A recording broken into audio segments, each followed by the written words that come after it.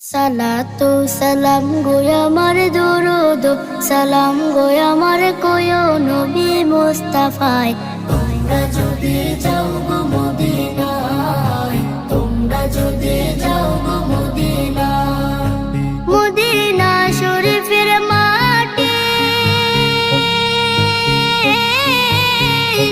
আমার চোখে মুখে বুকে মাখিও। এমন পবিত্র মাটি, এমন পবিত্র মাটি আমার নবীর রওজায়।